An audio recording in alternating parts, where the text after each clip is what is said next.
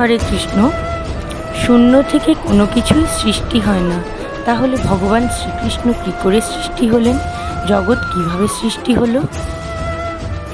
শূন্য থেকে কিছুই সৃষ্টি হয় না, একথা সত্য, কিন্তু পূর্ণ থেকে সব কিছু সৃষ্টি হয়। ভগবান শ্রীকৃষ্ণ পূর্ণ পুরুষ, তিনি সর্বকারণের পরম কারণ, তিনি সৃষ্টির অতীত। যখন কোনো সৃষ্টি ছিল না, তখন আদি পুরুষ শ্রীকৃষ্ণ ছিলেন, তার কাছ থেকে সমস্ত কিছুর সৃষ্টি। তিনি ঘোষণা করেছেন, অহং সর্বস্ব প্রভব, আমি সমস্ত কিছুর উৎস। ব্রহ্মসংহিতার ৫ম অধ্যায়ের প্রথম শ্লোকে প্রজাপতি ব্রহ্মা নির্দেশ করেছেন, ঈশ্বর পরম কৃষ্ণ সচ্চিদানন্দ বিগ্রহ অনাদির আদি গোবিন্দ সর্বকারণ কারণম।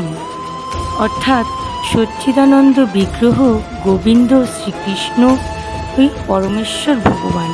তিনি অনাদি, সকলের আদি এবং কারণের পরম কারণ।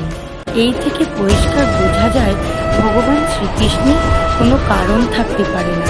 অনন্ত কোটি বিশ্ব ব্রহ্মাণ্ড সৃষ্টির পূর্বেও তিনি বিদ্যমান। হরে কৃষ্ণ।